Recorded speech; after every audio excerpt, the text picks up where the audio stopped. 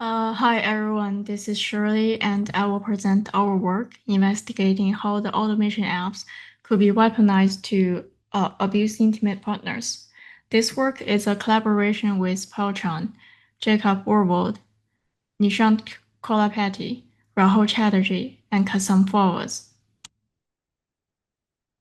Along with the development of technology, abusers start to weaponize modern technology to conduct intimate partner violence. News and court cases have announced those kind of abuse happening all over the world. At the same time, there are many emerging studies dedicated to solve this problem. These studies include identifying the spywares, user study of victims, refining the original design to prevent abuse, and etc. However, among all those ongoing threats and researches, people tend to forget one powerful tool that is pre-installed or easy to get in their cell phones. These are the automation apps. The first one is IBM reporting iOS shortcut could be used to blackmail users. The second one is years ago, people discussing how to use Tasker to spy. I also find some recent posts about people making spyware using shortcut and publish on the online forums. And that's what we're studying on. Before we talk about the actual research, we need to be cleared about the terms in this work. First, what is an automation app? It is an app that users can set up custom triggers and actions. For example, we have an Amazon Echo in our lab, and it will speak a reminder about our group meeting at 3 p.m. every Wednesday. In this work, we will call a series of actions as recipe. We also assume an IPv threat model, where the attacker have capability to at least once unlock the victim's device, and they can communicate with the victim in various ways, such as phone calls and texts. Please note that while some of the IoT devices also have automation running on them, for this work, our scope is limited to the mobile automation apps. Having the threat model in mind, we then investigate 3 research questions in this work. These questions also reflect how this presentation is organized. We will start with question about what are the capabilities of the automation applications. With that, we then see what are the harms these capabilities pose to IPV victims. And then finally, we investigate how can abusive automation recipes be detected to support the affected users. To consider what are the capabilities of automation apps, we start by selecting a list of automation apps. We specifically look at iOS Shortcut, Android Tasker, and IFT, which is available on both platforms, and Bixby Routine, which is only on Samsung devices. We then perform a comprehensive UI step-through on the interfaces. By playing around with those applications, we collect a set of triggers and actions. We then analyze those trigger actions in types. The triggers have 4 types. For an internal event, it is like a device is connected to the charger or the location of device is changed. An external event is when the device receives any text message or phone call from other entity. The triggers can also be a preset time or user actions, such as taking a photo or start the recording. Among all 4 automation apps, Shortcut and Tasker support all the triggers, while IFT and Bixby Routine support less user action triggers. There are also many types of actions in automation apps. Specifically, the most powerful Tasker and Shortcut can enable Turing-complete logic. We categorize the actions into 4 types. Device control actions, including manipulating the settings or functionalities, such as turn off the Wi-Fi, turn on the flashlight. Data management, which is to add, edit, or delete the local file or photo. The flow control includes if-else statement and the loops, and also the communication, where the application can utilize SSH, email, text message, and etc. to communicate with a third party.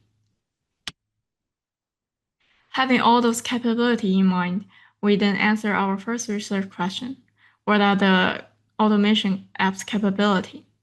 They usually have high privilege and are capable of collecting, exfiltrating sensitive information from the phone. Furthermore, they can manipulate the device hardware and software functionality. We then assemble those capabilities discovered in the last phase into actual attacks. We focus on 4 types of IPV attacks: surveillance, where the attacker gets information from the victim's device without them being noticed; impersonation, where the attacker pretends to be the victim and send message on the victim's behalf to other entities; overloading, where the attacker repeatedly sends message or adjusts the functionality on the victim's device; and lockout and control, where the attacker manipulates the device functionality to try to gaslight the victim, such as sending themselves email each day with creepy content. We then show a demo on how the automation app could spy on victim device. Specifically, on iOS, we can fetch the last photo on the victim's device. In this video, we see the last photo on victim's device to be a cat. On the attacker's configured shortcut, it will fetch the last photo and send an HTTP request with the photo. And then we run the shortcut configured by the attacker. Note that this step can be done remotely through triggers. And then we see the photo is sent to a server of attacker through HTTP post request.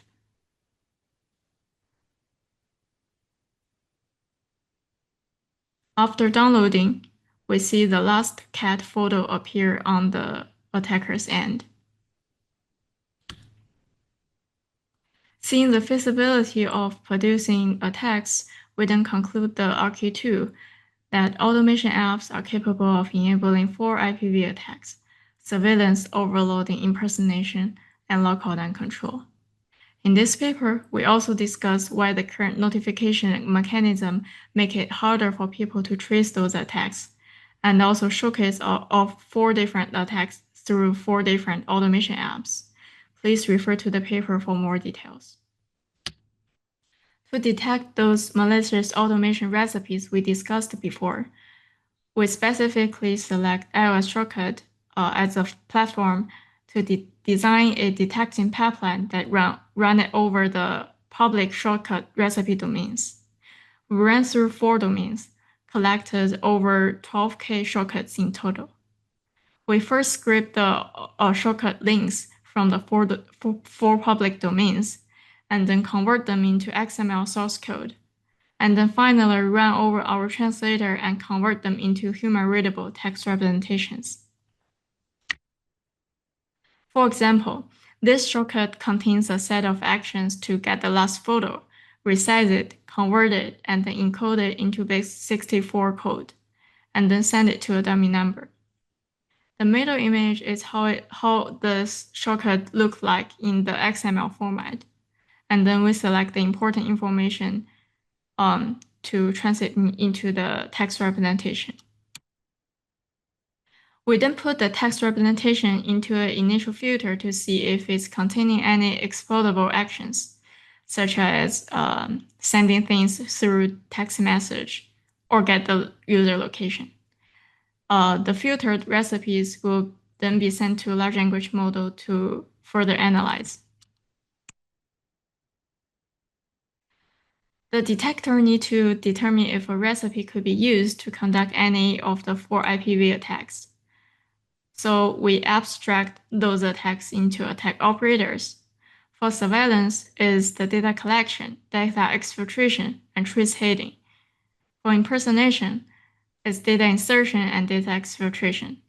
For overloading, the attacker needs to repeatedly perform data exfiltration or resource control. For lockout and control, it will be only resource control actions. The right side is an example of how large language model reason about a surveillance attack.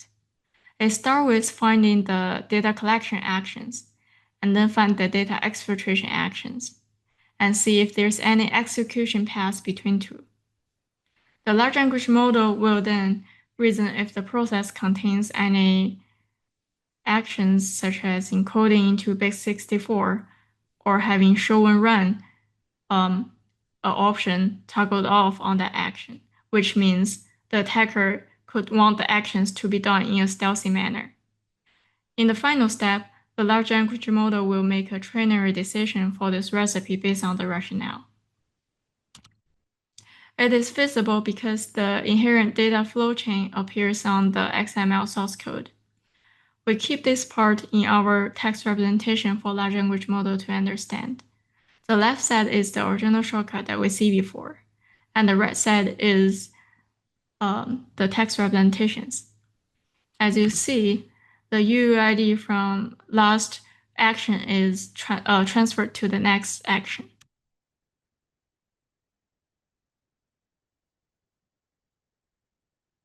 Therefore, the large language model can see a flow of information based on the action and the UUIDs. We then present our result of mirroring 4 public domains. We see a total of 1,014 shortcuts being exploitable of the 4 IP real text. The percentage is calculated based on the 12K shortcut we collected. In this chart, we see that the logout and control represents the highest confirmed threat, whereas spy and stalk is the least.